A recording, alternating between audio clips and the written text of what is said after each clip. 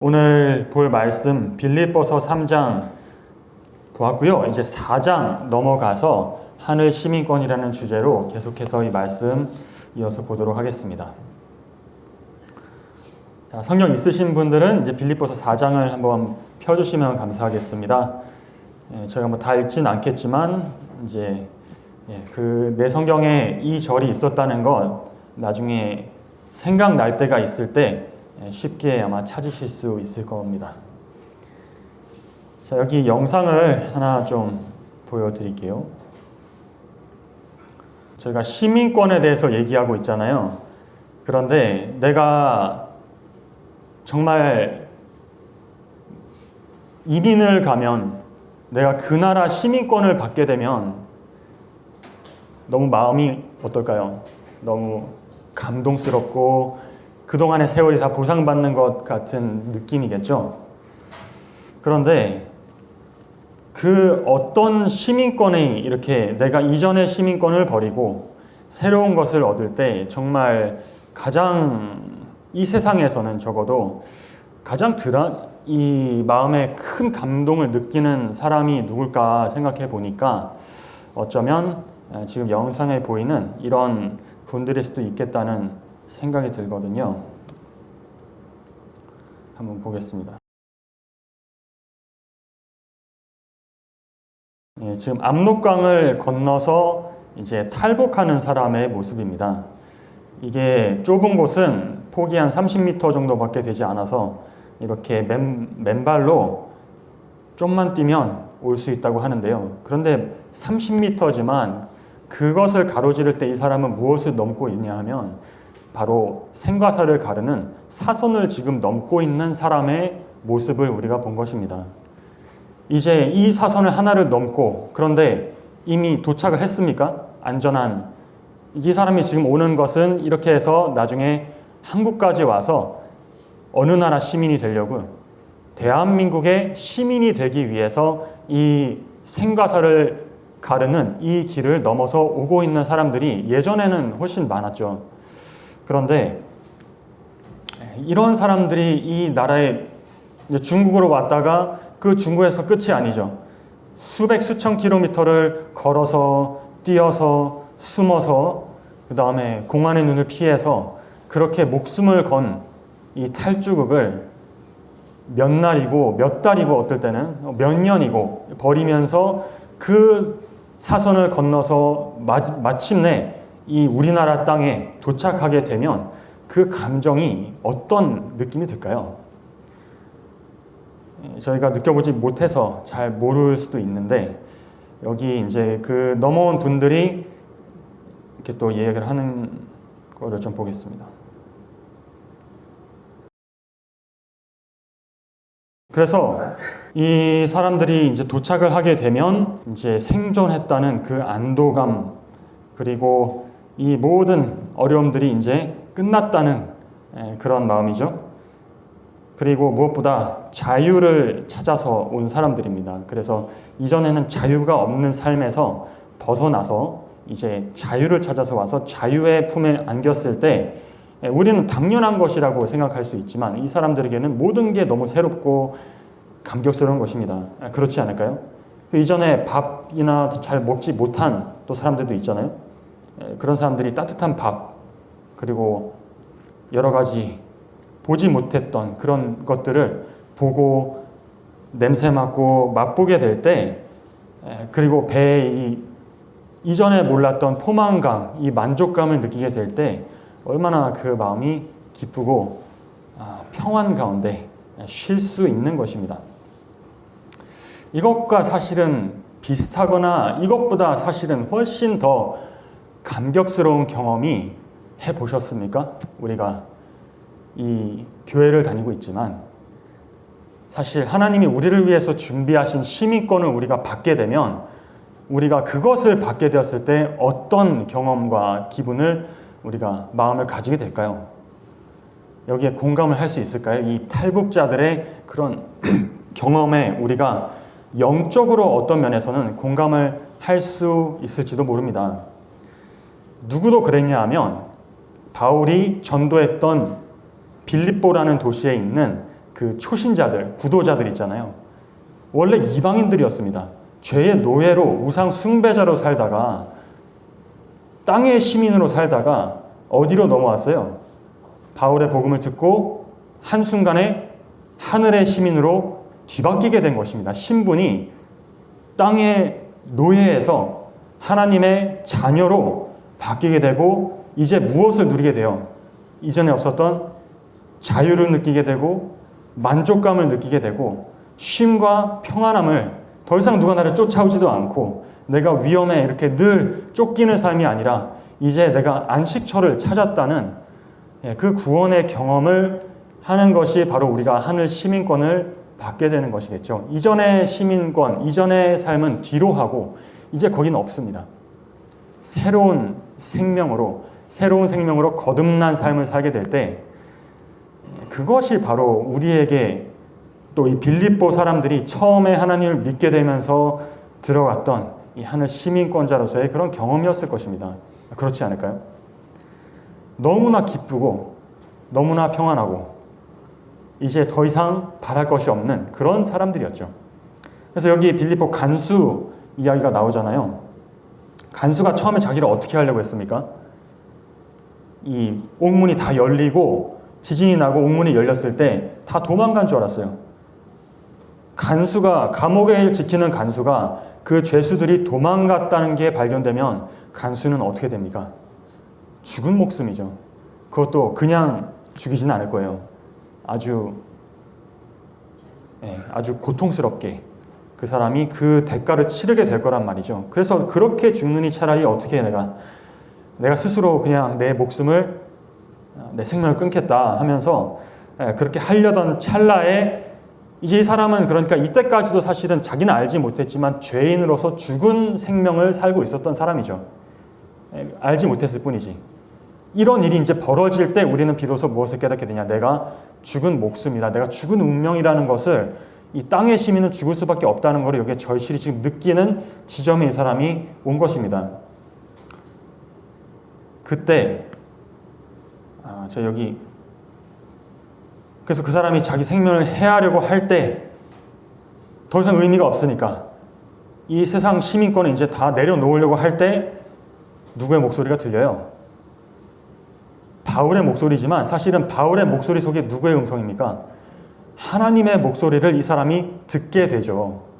근데 그 하나님의 목소리는 이 사람에게 분명한 의미로 분명한 뜻을 가지고 뭐라고 하십니까? 스스로 해하지 말라라는 말씀을 듣게 되는 거예요. 어떤 길이 열린 겁니까? 죽을 줄 알았는데 살 길이 열린 거예요. 이 땅의 시민으로 살다가 이제 무슨 기회가 온 겁니까?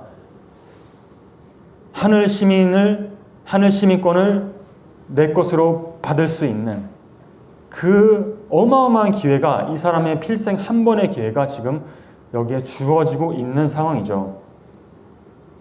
그 말을 듣고 간수가 등불을 달라고 하며 뛰어 들어가서 무서워 떨며 바울과 실라 앞에 부복하고 저희를 데리고 나가 가로되 선생들아 내가 어떻게 하여야 구원을 얻으리이까 하거늘 가로되 주 예수를 믿으라 그리하면 너와 네 집이 구원을 얻으리라 하고 주의 말씀을 그 사람과 그 집에 있는 모든 사람에게 전하더라. 밤 그 시에 간수가 구원을 받았겠죠. 그리고 밤 그 시에 간수가 저희를 데려다가 그 맞은 자리를 씻기고 자기와 그 권속이 다 침례를 받았습니다. 죽었다가 다시 새로운 생명으로 거듭나는 경험을 물로도 침례를 받지만 무엇으로 침례를 받느냐? 성령으로 침례를 받는 사람이 된 것입니다. 이 이방인이 이제 삶에 아무런 의미나 살아갈 목적이 사라진 그 사람에게 다시 살 수 있는 살기 위한 이유와 목적을 이전보다 훨씬 좋은 이유와 목적을 지금 보여주었을 때 이 사람이 그 구원을 받아들이고 하늘 시민으로 거듭난 그 순간입니다.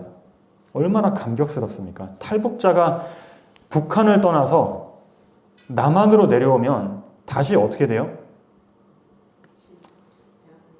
죽음을 피해서 억압을 피해서 왔는데 또 무슨 운명에 처해요? 한국에 왔지만 시간이 지나면 또 죽을 운명에 처하잖아요. 죽음이라는 억압 앞에 다시 한번 굴복해야 되잖아요, 이 사람이. 훨씬 좋은 것입니다. 이게 이 땅의 시민에서 하늘의 시민으로 옮기는 이 변화는 북한 사람이 남한으로 오는 것도 너무나 기쁘고 감동적이지만 그것과는 비교할 수 없는 이 변화를 지금 경험할 수가 있고, 이 빌립보의 이 간수와 같은 사람들이 이 사람만 있는 게 아니라 몇 명이 또 여러 사람들이 생겨났다는 것이고 계속해서 구원을 받는 그런 역사가 일어나는 것이겠죠. 그래서 저와, 여기 보세요. 이 사람만 구원받는 게 아니고 저와 온 그 사람의 집이, 그 가정의 모든 구성원들이 하나님을 믿게 되었고, 그래서 그들이 그냥 기뻐한 게 아니고 아주 크게 기뻐했다라고 나와 있습니다. 성경이 과장을 말하지 않는데 여기서 크게 기뻐했다고 할 때는 정말 기뻤다는 것을 우리가 알 수가 있죠.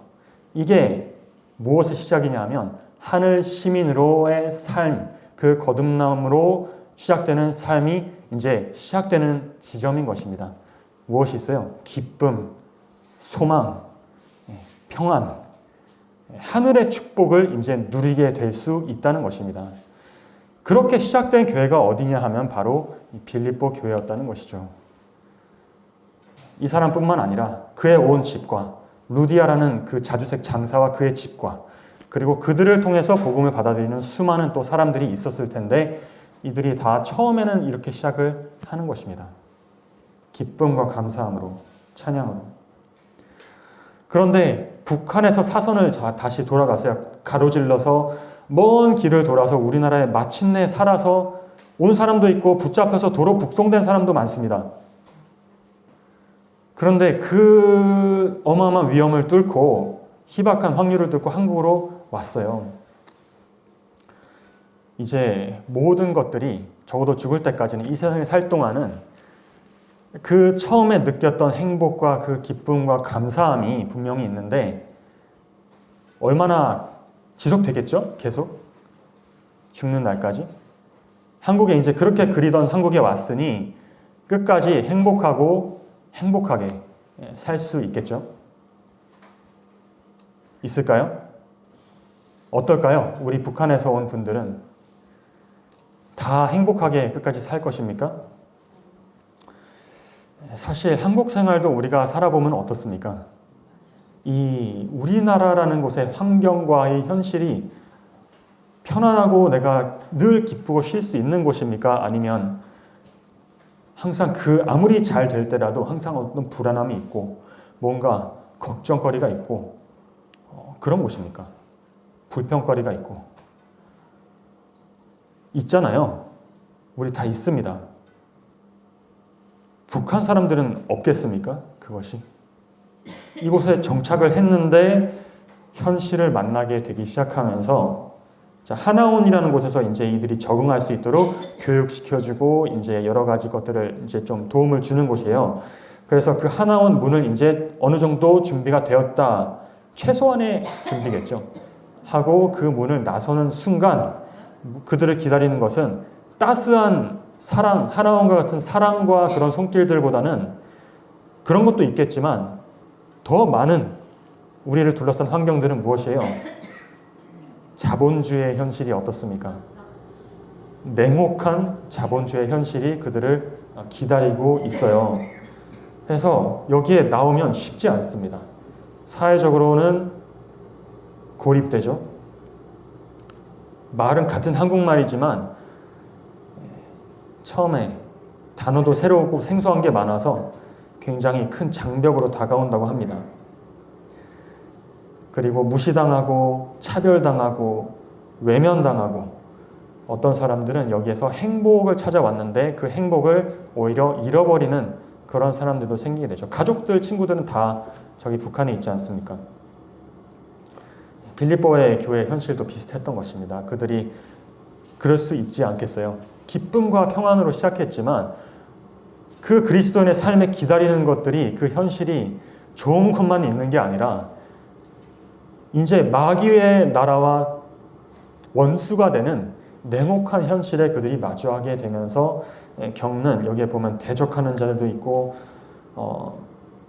고난을 받게 하심이라 이런 말씀이 있죠. 그래서 여기 북한에서 오신 분들이 여기에 보면은 뭐예요?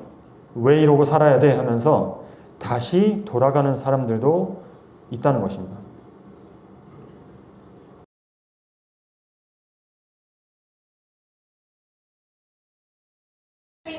이러고 살아야 되나 이렇게 말했잖아요. 이 빌립보 교인들도 처음에 좋게 시작했는데 이제 이런 일들을 당하면서 이런 생각을 할 수도 있을까요? 왜 내가 이 고생을 하고 살아야 되는 거지? 그런 이제 현실을 맞닥뜨리게 되는 겁니다. 그러면서 자, 남한에서 다시 북한으로 재입국한 사람도 있다고 하잖아요. 구원을 받아서 한일 시민권으로 넘어왔다가 다시 땅의 시민으로 돌아가는 경우도 있겠습니까? 이런 벽에 부딪히면서, 이런 어려움에 부딪히면서 다시 세상으로 돌아가는 사람들이 한두 명이 아니었다고 바울이 말하고 있어요. 어제 빌립보서 3장 18절에 여러 사람들이 그리스도의 십자가의 원수로 다시 행하고 있다라고 얘기를 하고 있거든요. 자, 여기에서 우리가 하나님이 주셨던 기쁨과 평안함을 잃어버리지 않고 끝까지 지키기 위해서는 어떻게 하는 것이 우리가 좋을까요? 그걸 지키는 방법이 있을까요? 가만히 있으면 잃어버리게 될 위기에 처해 있어요. 그것을 내 것으로 예수님 오실 때까지, 내가 사는 마지막 날까지 그 구원의 기쁨과 하늘 시민이 된 그 감격을 끝까지 내가 가지고 갈 수 있는, 내가 사단에게 빼앗기지 않고, 이 세상에 빼앗기지 않고 가져갈 수 있는 어떤 상황이 오더라도 그런 비결을 자, 누가 우리에게 가르쳐 주려는 것입니까? 사도 바울이 오늘 빌립보 4장 통해서 우리에게 알려주려고 하는 거죠. 바울은 그 방법을 알고 있기 때문입니다. 지금 감옥에 갇혀 있지만, 빌립보의 채찍을 맞고 감옥에 억울하게 갇혀 있었지만, 그가 그때나 지금이나 그의 마음속에 있는 평안과 하나님에 대한 굳은 믿음과 신뢰를, 사랑을 그가 마음속에 간직하고 있을 수 있는 비결이 있다는 거예요. 바울도 사람이기 때문에 왜 그것이 불안하고 흔들리고 잃어버릴 위험이 없겠습니까? 특히 바울이 당하는 그런 어려움들은 일반 사람들이 당하는 것과는 또 다른 어떤 차원의 어려움을 계속해서 당하는 삶이, 그의 끊임없는 삶의 연속이거든요. 내일 어디 가면 어디에서 맞고 또 죽을지 모릅니다. 실제로 죽다가 살아난 사람, 죽었다가 살아난 사람이에요. 그 돌에 맞아가지고. 이거를 수도 없이 했다는 겁니다. 길의 위험, 동족의 위험, 교인들의 위험, 온갖 배신과 위협과 유혹들이 난무하는 그 가운데서 바울이 정말 여기를, 그 영혼만큼은 털끝 하나 다치지 않고 오히려 더 강하고 순결해져서 마지막까지 자기가 믿음의 선한 싸움을 싸우고 이 길을 마친 것은 정말 기적이라고 할 수 있지 않을까요? 기적 중의 기적입니다. 우리가 구원을 받은 것도 기적이지만 어떻게 보면 그에 못지않거나 더 큰 기적은 우리가 구원받은 하늘의 시민으로 끝까지 그 세월을 우리가 견디고 하나님 나라에 마침내 입성하는 그 과정은 정말 말로 할 수 없는 기적들의 연속이 아니라면 있을 수 없는 일이거든요. 그런데 기적이라고 한다면 이게 누구의, 어떤 것을 우리가 기적이라고 부르나요? 내가 기적을 할 수 있습니까? 바울이 기적을 행할 수 있어요? 바울이 한 것처럼 보이지만 사실 누가 한 거예요, 기적은? 하늘에 계신 하나님이 베푸시는 것이 기적입니다. 누구의 능력으로 이루어지는 것이냐? 하나님의 능력으로만 이루어지는 거라는 거죠. 그러니까 바울이 하늘 시민권을 받아서 누려서 끝까지 누리고 행사하다가 그 권리를 마침내 지키고 영원하게 그 권리를 확증한 것은 오직 누구의 능력이에요? 하나님 아버지, 하나님의 능력이라고밖에 볼 수 없는 겁니다. 그러면 하나님의 능력이면 우리 모두 다 그 시민권을, 이 빌립보 교인들도 안전하게 다 지킬 수 있어야 되는데 왜 어떤 사람, 바울은 그것을 지키고 어떤 사람은 잃어버리는 것입니까? 하나님이 능력이 있고 모든 사람을 도와주시려고 하시잖아요. 그런데 왜 어떤 사람은 그 능력의 혜택을 입고 어떤 사람은 그 능력의 혜택을 입지 못하는 경우들이 생기는 것일까요? 그 이유는 어찌 보면 그 하나님의 능력은 있지만 그 능력이 나의 것이 되려면 어떻게 해야 되는지 아십니까? 우리에게 필요되는 게 무엇인지 아십니까? 하나님의 능력을 나의 것으로 만드는 것. 그것이 바로 우리가 그렇게 많이 얘기하는 믿음이라는 것입니다. 믿음을 통해서 우리는 하나님의 능력과 도움을 붙잡는 손이라고 할 수 있죠. 그 손을 내가 갖고 있는데 그것을 뻗어서 붙잡지 않으면 하나님의 능력은 능력대로, 나의 삶과 어려움은 어려움대로 그대로 가는 것이죠. 하나님의 능력이 우리에게 아무런 도움이나 유익이 되지 않는 것입니다. 그래서 그 능력을 나의 것으로 구하고 얻어내는 방법과 비결을 우리가 알 수만 있다면, 우리가 세상에 아무리 사단이 발악을 하더라도, 우리보다 세잖아요. 사단이 훨씬 세잖아요. 이전에 죄의 노예에 살던 그 시절을 생각해 보세요. 얼마나 사단의 권세가 우리의 삶에 강하게 역사하는지. 그 권세를 이기게 해주고 우리가 승리하기 위해서, 거기서 벗어나고 계속해서 벗어나기 위해서 우리에게 필요한 것이 있다면 믿음인 것입니다. 믿음을 통해서 하나님의 능력으로만 그것을 우리가 물리칠 수 있기 때문이죠.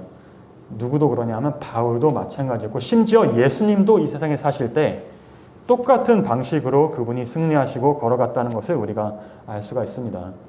자신의 힘이 아니라 하나님의 능력을 붙잡는 방법을 아는 사람과 모르는 사람이 있는 것이고, 그 방법을 사용하는 사람과 알면서도 사용하지 않는 사람이 있는 것입니다. 좀 더 구체적으로 그러면 바울은 이 믿음을 어떻게 행사하게 되었을까요? 이게 이제 우리가 하늘 시민이 되면 우리에게 특권과 권리가 생긴다고 했죠. 그게 바로 요한복음 1장 12절에 말하는, 저를 믿는 자들에게는 하나님의 자녀가 되는 권세를 주셨으니라고 했거든요. 그 권세를 우리가 믿음으로 사용하고 그 뚜껑을 열어서 우리가 그것을 맛보려면, 그 믿음이라는 게 막연할 수 있는데 어떻게 하면 그 믿음을 내가 바로 기다리지 않고, 그 믿음인지 뭔지 깨닫기 시간이 없어요. 지금 그거를 기다리는 시간 동안에 사단이 와서 공격하면 나는 완전히 멸망하고 다시 땅의 시민으로 돌아가게 됩니다. 그래서 지금 이 순간에 내가 바로 사용할 수 있는 믿음의 방편들이 있다면 그게 무엇일까요? 바로 빌립보서 4장 6절과 7절에 있는 이 말씀 속에 딱 그게 함축되어 있는데, 바울은 이 방법을 이들에게 알려주려고 하는 겁니다. 함께 읽어볼까요? 시작. 아무것도 염려하지 말고 오직 모든 일에 기도와 간구로 너희 구할 것을 감사함으로 하나님께 아뢰라. 그리하면, 자, 이거 하면은 누가 해야 되는 겁니까? 하나님이 아니라 내가 해야 되는 거예요. 무엇을요? 두 가지 얘기했죠. 기도와 간구로. 똑같은 거예요. 기도. 그리고 두 번째, 기도와 같이 가는 것이지만 두 번째 무엇입니까? 우리가 기도도 그냥 억지로 불평불만 가득한 마음으로 기도하면 그게 하나님이 우리가 믿음의 기도를 드리는 게 되지 않아요. 어떤 기도냐 하면 감사하면서 드리는 기도라는 것입니다. 이게 굉장히 중요한데, 감사와 찬양을 이들에게 알려주고 있어요. 감사와 찬양. 한번 해보면 우리의 마음에 신기하게 이 어둠이 물러가는 것을 우리가 경험을 할 수 있게 될 것입니다. 그리고 기도를 하는 거예요. 그렇게 우리가 하면 그 다음에 이제 하나님의 일이 나오는데 무엇이에요? 모든 지각에 뛰어난 하나님의 평강이.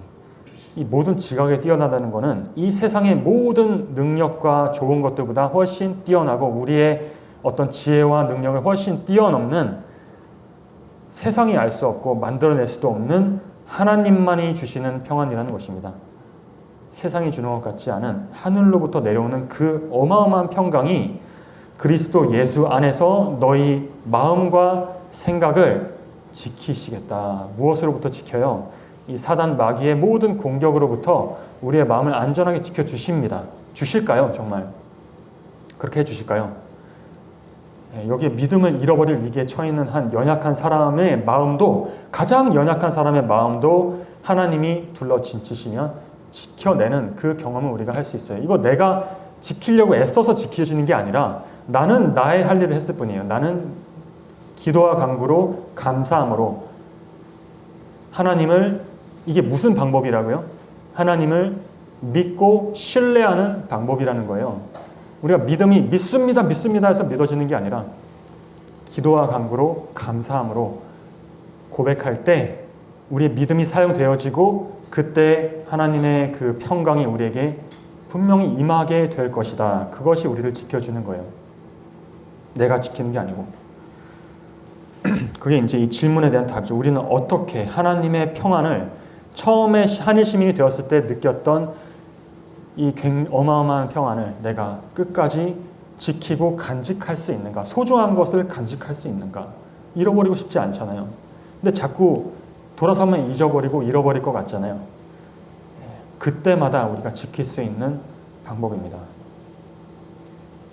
그 원리가 무엇이냐면 유혹의 폭풍이 몰아칠 때 마음을 하나님께 향하고 노래로 찬양을 드리면 그 노래는 어둠의 구름을 흩어버리고 사단의 권세를 억제할 것이다 라는 겁니다.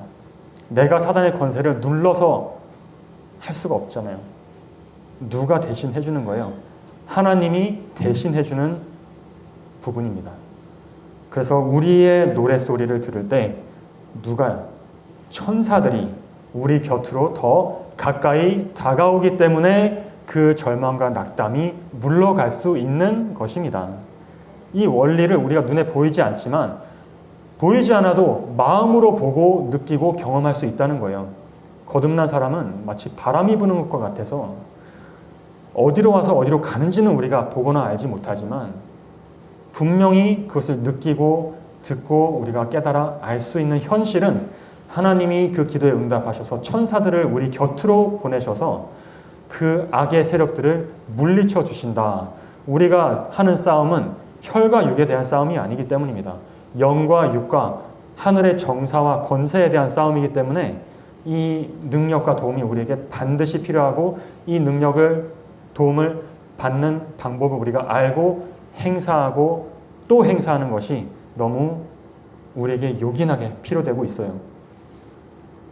이거를 몰라서 많은 사람이 넘어지게 되지만 우리가 창조주께 감사와 찬양을 돌릴 때 천사들은 그 찬양에 연합하며 감사의 축제에 참여한다. 찬양은 지상을 하늘과 연결하며 하늘의 거민들이 지상에 있는 사람들과 연합하게 한다. 그러니까 우리가 이 먼 땅 위에 살고 있는데 하늘 시민이잖아요. 그러면 누가 연결이 돼야 되냐? 하늘과 연결이 돼야 돼요. 그 하늘과 연결이 될 수 있는 이 비결 너무 소중한 거죠. 그래서 우리가 하늘과 연결되기만 하면 이 땅에 살고 이 땅의 어려움들을 겪으며 살지만 마치 어디에 사는 것처럼 살 수 있습니까? 마치 하늘에 사는 것처럼 정말 하늘에 살고 있기 때문에 내 영혼 속에서 하늘이 임했기 때문에 그것을 이겨내고 넉넉히 이길 수 있는 그런 사람들로 하나님이 우리를 이제 만들고 인도해 주시려는 것입니다. 하늘 시민권자죠. 하늘 시민권자. 우리의 권리와 특권을 누려보고 사용해 보라라는 초청이에요. 찬양과 기도 어렵습니까 이게? 왜 어렵게 느껴지실 수 있어요? 근데 왜 어렵게 느껴지시는지 아십니까? 잘 안 해봤기 때문입니다. 익숙하지 않아서 그래요. 그런데 사실 좀만 생각해 보면 찬양, 기도 오늘도 찬양했지만 누구나 할 수 있는 것 아닙니까? 이 지성이 좀 있다면, 의지가 있다면 누구나 의지를 사용해서 사단을 내가 물리치지는 못해도 내가 에베레스트 산에 올라가라고 하면은 못 올라갈지 모르는데 찬양과 기도는 내가 할 수 있죠. 할 수 있나요? 언제 할 수 있나요? 10년 후에 할까요?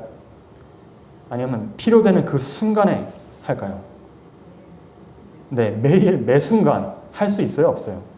내가 찬양과 기도하는 것을 막을 수 있는 사람이나 천사나 악마가 있습니까, 이 세상에? 그래서 바울도 어디에 가서 찬양했죠?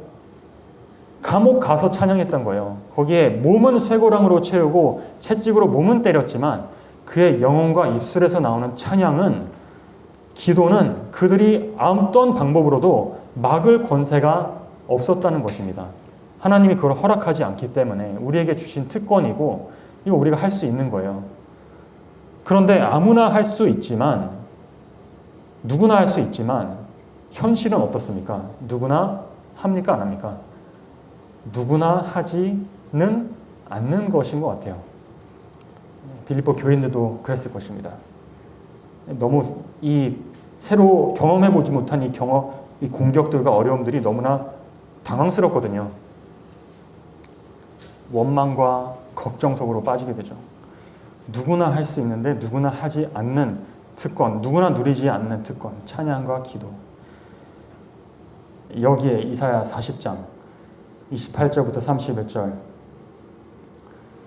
너는 알지 못하였느냐, 듣지 못하였느냐, 영원하신 하나님 여호와 땅 끝까지 창조하신 자는 피곤치 아니하시며 곤비치 아니하시며 명철이 한이 없으시며 피곤한 자에게는 능력을 주시며 무능한 자에게는 힘을 더하시나니 소년이라도 피곤하며 곤비하며 장정이라도 넘어지며 자빠지되 오직 여호와를 앙망하는 자는 새 힘을 얻으리니 독수리의 날개쳐 올라감 같을 것이요 다른 박질하여도 곤비치 아니하겠고 걸어가도 피곤치 아니하리로다.